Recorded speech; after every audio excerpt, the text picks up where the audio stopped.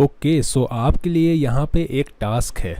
Task आपका ये है कि आपको ये 3 वर्ड्स लिखने हैं, रेड, ब्लू, ग्रीन, एक साथ लिखने हैं लाइन में, ठीक है। और उनको ऐसे तिरछा करना है, मतलब एक एंगल पे सेट करना है और उनको ये कलर देना है। अब ये आप कैसे देंगे? हेलो व्हाट्सअप गाइस, कैसे हैं आप सभी लोग? और ये माइक्रोसॉफ्ट ऑफिस एक्सेल का एक कोर्स है, ठीक है। और बहुत ही बिगिनर फ्रेंडली कोर्स है, तो अगर आपको कुछ भी नहीं आता है तो धीरे धीरे आप सब सीख जाएंगे। इस कोर्स के लिए कुछ रिक्वायरमेंट्स हैं। एक तो आपके पास एक कंप्यूटर होना चाहिए जिसमें माइक्रोसॉफ्ट ऑफिस होना चाहिए, ठीक है, एक्सेल होना ही होना चाहिए। और कौन सा वर्जन होना चाहिए एक्सेल का, तो यहाँ पे तो मैं 2016 यूज़ कर रहा हूँ आपको सिखाने के लिए। और अगर आपके पास थोड़ा पुराना भी है, जैसे 2013 है, तो कोई प्रॉब्लम नहीं है। बाकी अगर 16 है या 2019 है तो अच्छी ही बात है। लेकिन अगर आपके पास बहुत पुराना माइक्रोसॉफ्ट ऑफिस है, जैसे कि 2007 या 2010, तो कुछ चीज़ें तो आप फॉलो कर लेंगे साथ साथ। लेकिन हो सकता है कि कुछ चीज़ों में ऐसा हो कि मैं आपको बताऊं और वो आप वहाँ पे ढूंढने की कोशिश करें और आपको वो आइकन या वो बटन या वो चीज़ वहाँ पे आपको ना दिखाई दे, या मैं बताते बताते कहीं किसी और डायरेक्शन में चला जाऊं और आप किसी अलग डायरेक्शन में चले जाएं और आप कहें कि यार ये चीज़ तो मिल ही नहीं रही है यहाँ पे। तो 13 है तो अच्छी बात है, बाकी 16 19 है तो और ही अच्छी बात है। तो स्टार्ट करते हैं। तो अभी माइक्रोसॉफ्ट ऑफिस एक्सेल का इंटरफेस कुछ ऐसा दिखने लगा है। ये सीधे सीधे डायरेक्ट स्प्रेडशीट पे नहीं जाता है, ये कुछ इस तरीके से खुलता है। जो पुराने वर्जन है वो डायरेक्ट खुल जाते हैं स्प्रेडशीट पे। तो यहाँ से आपको सेलेक्ट करना पड़ता है ब्लैंक वर्कबुक, ठीक है। तो ब्लैंक वर्कबुक आप सेलेक्ट कर लीजिए यहाँ से। तो मैं सेलेक्ट कर लेता हूँ। ओके, सो हम ब्लैंक वर्कबुक पे आ गए हैं, ठीक है। और किसी भी सॉफ्टवेयर को अगर आपको अच्छे से समझना है तो सबसे पहला काम आप ये करिए कि उसको देखते रहिए। बस उसमें लिखी हुई चीज़ों को देखिए, पढ़िए। भले ही उनका मतलब आपको ना समझ में आए, कोई प्रॉब्लम नहीं है। बस आपको थोड़ा इधर उधर क्लिक करिए और देखिए क्या क्या चीज़ें खुल के आती हैं और इंटरफेस दिखने में कैसा है। इंटरफेस को समझने की कोशिश करिए, ठीक है। जैसे यहाँ पे इधर नंबर्स लिखे हुए हैं, ये नंबर्स क्यों लिखे हैं अभी हमें नहीं पता, ठीक है। हम भूल जाते हैं कि क्यों लिखे हैं नंबर्स। यहाँ पे ABCDEFGH लिखा हुआ है, ठीक है। तो इस तरीके की चीज़ें हैं। और अगर मैं कहीं पे क्लिक कर दूँ, ओके मैंने क्लिक कर दिया और ये कुछ प्लस जैसी चीज़ बन के आ गई है। और यहाँ पे एक हरे रंग का डिब्बा भी बन के आ गया है। तो हरे रंग का डिब्बा ये क्यों आ रहा है, किस लिए आ रहा है, ठीक है, वो सब बाद में धीरे धीरे जानेंगे। पहला काम ये है कि आपको बस चीज़ों को देखना है, थोड़ा इधर उधर क्लिक करना है और समझना है, ठीक है। जैसे अभी मैं यहाँ पे फाइल पे क्लिक करता हूँ, सबसे किनारे देखता हूँ क्या होता है। तो मैंने फाइल पे क्लिक किया और ये हमको वापस वहीं पे ले आया, ठीक है। तो हम यहाँ से एक नई ब्लैंक वर्कबुक भी बना सकते हैं, लेकिन मुझे वापस अपनी उसी वर्कबुक पे जाना है। तो मैं इस एरो पे क्लिक कर देता हूँ, ठीक है। और आप देख सकते हैं कि अगर मैं यहाँ पे कुछ काम करूँ, कोई काम करूँ, कुछ चीज़ें लिखूँ, तो मैं फाइल पे जाके यहाँ से सेव कर सकता हूँ, ठीक है। यहाँ से सेव कर सकता हूँ और यहाँ से सेव एज़ कर सकता हूँ। सेव एज़ में सिंपली हम जो है डॉक्यूमेंट को मॉडिफाई कर सकते हैं कि हम किस तरह से उसे सेव करना चाहते हैं। जैसे कि हम उसे कोई दूसरा एक्सटेंशन देना चाहते हैं या हम किसी अदर फॉर्म में सेव करना चाहते हैं तो हम वो कर सकते हैं सेव एज़ से, ठीक है। बाकी डायरेक्ट सेव करेंगे तो बस सेव होता चला जाएगा, ठीक है। तो ये सारी चीज़ें हैं। तो फिर से हम फाइल पे वापस आ गए हैं, अपनी मतलब ब्लैंक वर्कबुक पे वापस आ गए हैं। तो देखते हैं होम सेक्शन में क्या क्या चीज़ें दी हुई हैं। तो होम सेक्शन में नीचे मुझे यहाँ पे कैंची दिखाई दे रही है और यहाँ पे लिखा हुआ है कट, ठीक है। तो ये कट करने के लिए है। कॉपी दिया हुआ है। फॉर्मेट पेंटर दिया हुआ है। फॉर्मेट पेंटर क्या करता है हमको नहीं पता, ठीक है। अभी फ़िलहाल हमको कुछ नहीं पता, हम बिल्कुल नए नए हैं एक्सेल पे, कुछ नहीं जानते हैं, बस सारी चीज़ों को देखेंगे। तो यहाँ पे B बना हुआ है, I बना हुआ है, U बना हुआ है, ठीक है। कैलिबरी बना हुआ है। यहाँ पे एक कुछ डब्बे जैसा दिख रहा है, उस पर लिखा है बॉटम बॉर्डर। अब ये डिब्बा क्या करता है, कौन से चमत्कार दिखाता है, हमको नहीं पता, ठीक है। यहाँ पे फिल कलर, एक बाल्टी जैसा कुछ बना हुआ है, उस पर फिल कलर लिखा हुआ है। यहाँ पे सोफ़े पे लेटर A बैठा हुआ है, पता नहीं क्या है ये। कारपेट जैसा कुछ बिछा हुआ है, उसके ऊपर लेटर A बैठा हुआ है, खड़ा हुआ है, ठीक है। लिख के आ रहा है फॉन्ट कलर, ठीक है। और यहाँ पे आड़ी तिरछी लाइंस खींची हुई है। ये एक एंगल पे ए बी लिखा हुआ है, ठीक है, यहाँ पे लिखा हुआ है रैप टेक्स्ट, यहाँ पे लिखा हुआ है मर्ज एंड सेंटर। अब कुछ चीज़ों पे हम गौर करते हैं। ये हमको कुछ सेक्शंस बटे हुए दिख रहे हैं, जैसे यहाँ पे फ़ॉन्ट लिखा हुआ है, यानी कि ये सारी चीज़ें फ़ॉन्ट से रिलेटेड हैं। इधर का हिस्सा जो है वो शब्दों से रिलेटेड है, कि शब्दों को आप बोल्ड कर सकते हो, टेढ़ा कर सकते हो, अंडरलाइन कर सकते हो, शब्दों को रंग बिरंगा कर सकते हो, बड़ा छोटा कर सकते हो, यहाँ से स्टाइल ले सकते हो, ठीक है। ओके, तो हमको समझ में आ गया कि भैया ये जो हिस्सा है ये शब्दों से रिलेटेड है, उसका स्टाइल बदलो, उसको बोल्ड करो, उसको इटैलिक करो, उसको अंडरलाइन करो, उसको छोटा करो, बड़ा करो। यहाँ पे क्लिप बोर्ड लिखा हुआ है, लेकिन क्लिप बोर्ड से अभी भी क्लियर तो नहीं समझ में आ रहा है कि क्या है ये सेक्शन। हाँ, कट कॉपी तो समझ में आ रहा है, कट कॉपी पेस्ट, ठीक है, तो ये समझ में आ रहा है, ठीक है। बाकी फॉर्मेट पेंटर क्या करता है अभी हमको नहीं पता। आगे बढ़ते हैं अलाइनमेंट पे। अलाइनमेंट पे ये टेढ़ी मेढ़ी लाइनें खिंची हुई हैं, अभी एग्जैक्टली तो समझ में नहीं आ रहा है कि ये टेढ़ी मेढ़ी लाइनें क्या करती हैं, ये लाइनें क्या करती हैं, रैप टेक्स्ट क्या करता है, मर्ज एंड सेंटर क्या करता है। आगे बढ़ते हैं, धीरे धीरे समझेंगे। नंबर लिखा हुआ है, यानी कि ये नंबर से संबंधित सब कुछ है। यहाँ पे डेसिमल, इंक्रीज डेसिमल दिखा रहा है, यानी कि अगर कोई नंबर्स लिखे हैं तो हम उसमें डेसिमल इंक्रीज़ या डिक्रीज़ कर सकते हैं, ठीक है, इतना हमको देख के ही समझ में आ रहा है। और यहाँ पे परसेंटेज बना हुआ है, यहाँ पे डॉलर बना हुआ है। ओके, तो यहाँ से हम करेंसी चूज़ कर सकते हैं। जर्नल पे ज़रा क्लिक करके देखते हैं। ओके, तो हम यहाँ से चूज़ कर सकते हैं कि हम नंबर लिख रहे हैं या करेंसी लिख रहे हैं या काउंटिंग है या शॉर्ट डेट है, लॉन्ग डेट है या टाइम है, परसेंटेज है, फ्रैक्शन है, ठीक है। तो दुनिया भर की चीज़ें हम यहाँ से सेलेक्ट कर सकते हैं। कंडीशनल फॉर्मेटिंग, कंडीशनल फॉर्मेटिंग क्या होती है इसको आगे समझेंगे। फॉर्मेट एज टेबल, ये क्या है, यहाँ पे स्टाइल लिखा हुआ है, ठीक है। यहाँ पे लिखा हुआ है सेल, यानी कि ये सेल के बारे में है। इंसर्ट डिलीट फॉर्मेट क्या है अभी हमको नहीं पता। यहाँ लिखा हुआ एडिटिंग, एडिटिंग ये तो कुछ वीडियो एडिटिंग जैसा साउंड कर रहा है, तो क्या है ये एडिटिंग। ऑटो सम लिखा हुआ है, फिल लिखा हुआ है, क्लियर लिखा हुआ है, sort and filter, find and select. Okay, तो ये सारी चीज़ें हैं यहाँ पे, ठीक है। तो अब आगे चलते हैं इंसर्ट पे। एक बार इंसर्ट पे क्लिक करके देखते हैं कि यहाँ पे क्या है। ओके, हम इंसर्ट पे आ गए हैं और इंसर्ट पे हमको कुछ चीज़ें दिखाई दे रही हैं, जैसे कि पाइवट टेबल, ठीक है। तो बहुत सारे लोग इसको पिवट टेबल कहते हैं और मुझे नहीं पता कि पाइवट टेबल सही प्रोनाउंसिएशन है या गलत है, लेकिन मेरी ऐसा बोलने की आदत पड़ गई है तो मैं बार बार पाइवट टेबल इसको बोलता रहता हूँ। तो हो सकता है कि मैं आगे भी वीडियो में इसको पाइवट टेबल बोलूँ, लेकिन ज़्यादातर लोग मैंने देखा है इसको पिवट टेबल प्रोनाउंस करते हैं, ठीक है। जैसे स्पीकर्स में या ईयरफोन में एक टर्म होती है जिसको बेस बोलते हैं, लेकिन बहुत सारे लोग उसको बास भी बोलते हैं। इसमें बास बहुत है, इस स्पीकर में बास बहुत ज़्यादा है, बास बहुत है इसमें, बास बूस्टर तो कुछ लोग बेस को बास भी बोलते हैं और मुझे इससे कोई प्रॉब्लम नहीं है। मैं भी पर्सनली बास बोलना ही ज़्यादा प्रेफर करता हूँ। मुझे पता है कि बेस बोला जाता है, लेकिन उस स्पेलिंग से पहली चीज़ जो दिमाग में आती है जब उस स्पेलिंग को रीड करो तो वो बास आती है, ना कि बेस। मतलब BASS क्या होना चाहिए, मेरे ख्याल से बास ज़्यादा एक्यूरेट है कंपेयर टू बेस, ठीक है। तो मैं भी बास बोलना ही प्रेफर करता हूँ, बट नहीं बोलता हूँ तो चलिए आगे बढ़ते हैं। बास बेस से थोड़ा सा अब टॉपिक हमारा चेंज हो गया, वापस एक्सेल पे आते हैं।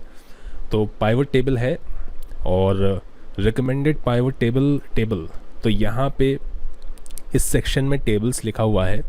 और इधर आते हैं थोड़ा सा राइट साइड, तो यहाँ पे पिक्चर, शेप, स्क्रीनशॉट और ये इलस्ट्रेशन वाला हिस्सा है। अब इलस्ट्रेशन को हिंदी में क्या कहना चाहिए ये मैं मतलब थोड़ा सा नहीं समझ पा रहा हूँ कि हिंदी में कैसे समझाऊँ। मतलब जैसे कोई पिक्चर होती है ना, कोई संकेत होता है, कोई इशारा होता है, कोई साइन बोर्ड होता है, अगर वो चीज़ आपको इमेजिन करनी हो, उसकी कल्पना करनी हो, मतलब वो चीज़ फिज़िकल फॉर्म में अगर ना दी जाए आपको, तो उसके लिए जो शब्द बनेगा अंग्रेज़ी में मेरे ख्याल से वो इलस्ट्रेशन ही होगा।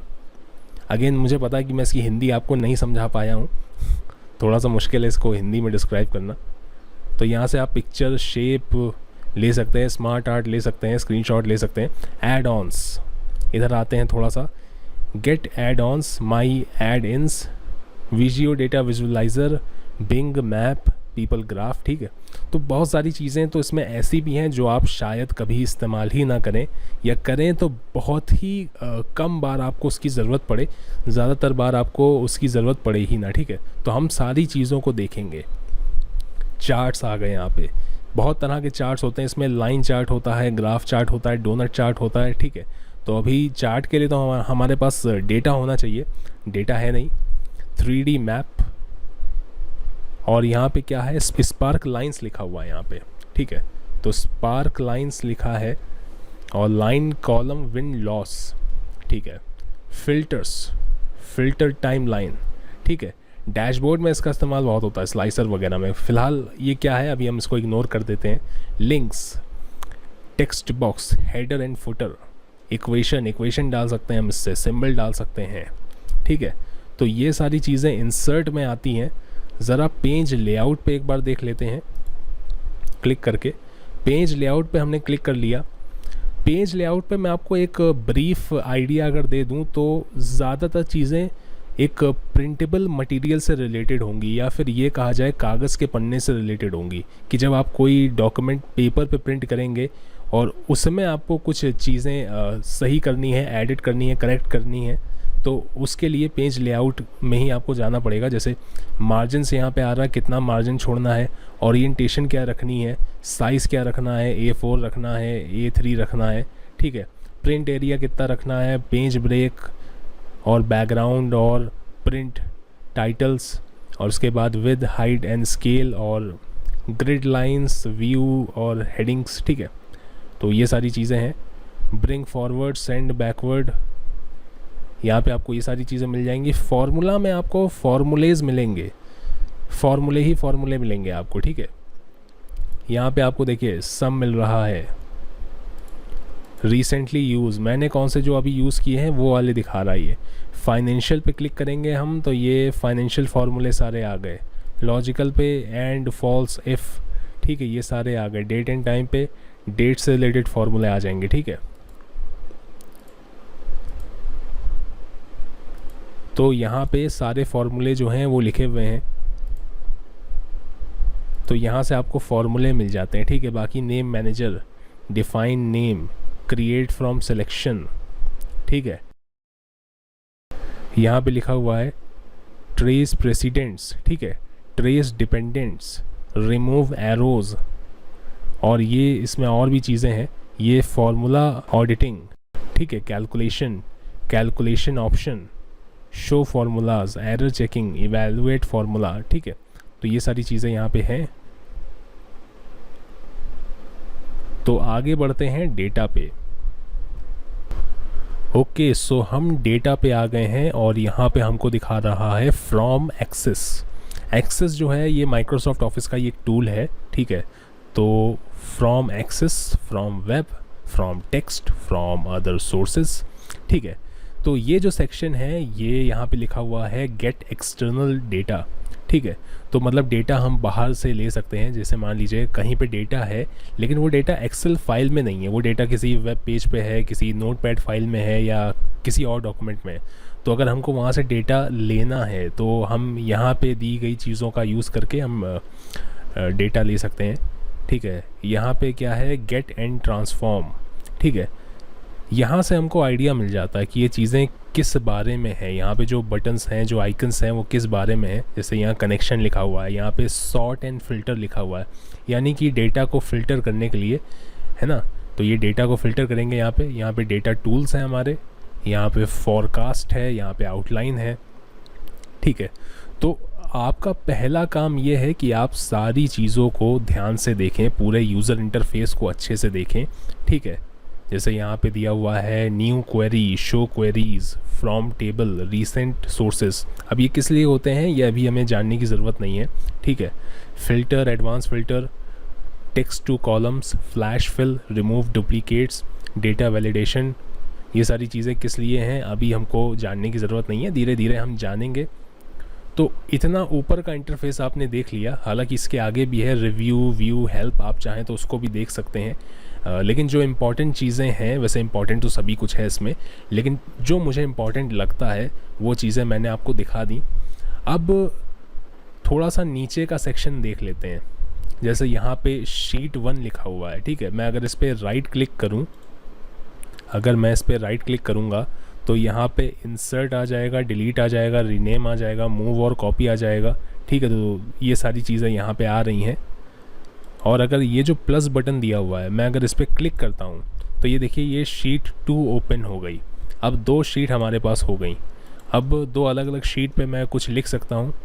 और अगर मुझे इस शीट को कोई नाम देना है तो मैं राइट क्लिक करूँगा, यहाँ पे रीनेम का ऑप्शन आएगा और मैंने इसको नाम दे दिया माई वर्क बुक, ठीक है। तो माई वर्क बुक मैंने इसको नाम दे दिया।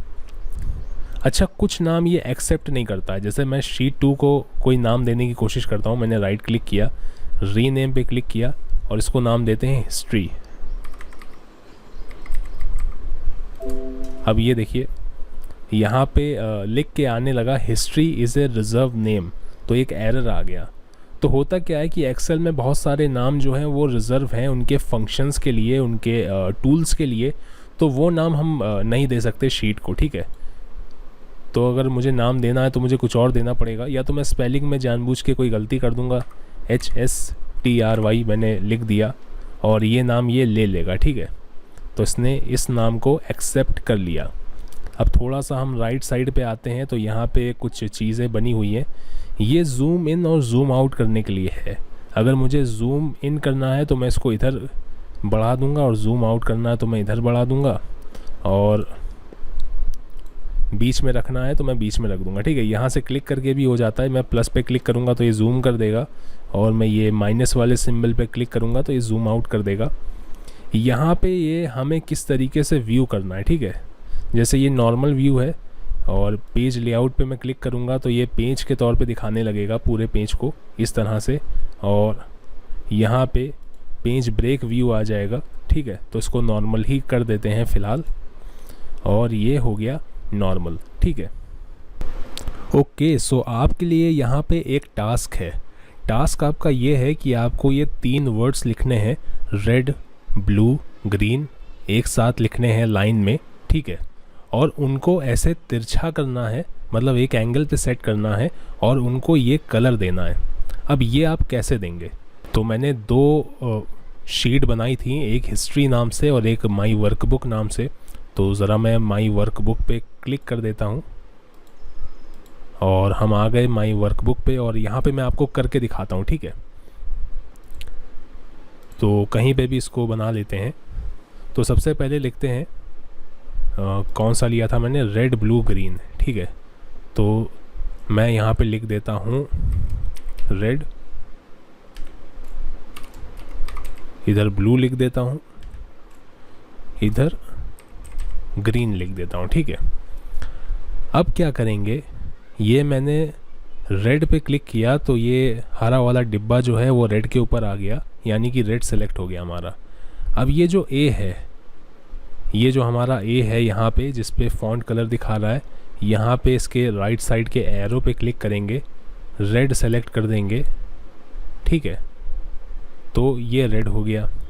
अब इसी तरीके से ब्लू पे क्लिक करेंगे तो ये जो ग्रीन वाला बॉक्स है ये ब्लू के ऊपर आ जाएगा। फिर से इस ए के ऊपर जाएंगे जहाँ पे फॉन्ट कलर दिखा रहा है, ठीक है। इसके नीचे कलर की एक पट्टी भी आती रहती है, उसी कलर की पट्टी आएगी जो आप सेलेक्ट करेंगे। जैसे कि मैंने ब्लू कर देता हूँ तो देखिए इसकी कलर वाली पट्टी भी चेंज हो गई, ठीक है। अब फाइनली ग्रीन पे क्लिक करते हैं। ग्रीन पे क्लिक किया हमने, और ग्रीन पे क्लिक करने के बाद सिंपली इसको ग्रीन दे देंगे। तो ये हमारे रेड, ब्लू और ग्रीन हो गए, ठीक है। लेकिन अब हमको इनको एक एंगल पे टेढ़ा करना है, तो वो टेढ़ा हम कैसे करेंगे? तो इन तीनों को मैंने ऐसे सेलेक्ट किया, ठीक है। सेलेक्ट कैसे करना है, यहाँ पे रेड पे आए, ठीक है। माउस पे लेफ़्ट बटन पे क्लिक किया, और क्लिक मैं अभी करे हुए हूँ, ठीक है। मतलब मैंने बटन अभी लीव नहीं किया है, छोड़ा नहीं है, और यहाँ तक आ गए, और अब मैंने बटन से हाथ हटा लिया, ठीक है। तो ये ऐसे सेलेक्ट हो गया। उसके बाद ये जो टेढ़ा वाला ए बी आपने देखा था शुरू में जिस पे ओरिएंटेशन लिख के आ रहा था, इसी पे क्लिक करेंगे, और यहाँ पे देखिए बहुत सारी ओरिएंटेशन लिख के आ जाएगी। तो एंगल काउंटर क्लॉकवाइज पे क्लिक कर देते हैं, और ये देखिए सब के सब जो है वो ऐसे टेढ़े हो गए, और रेड ब्लू ग्रीन ये तीनों जो है इनके कलर भी इनकी स्पेलिंग के हिसाब से हैं, और ये टेढ़े भी हो गए। तो फ़िलहाल के लिए अभी इतना ही है, फिर आगे जो है नेक्स्ट क्लास में आगे की चीज़ें डिस्कस करेंगे, ठीक है। तो अभी के लिए बाय बाय।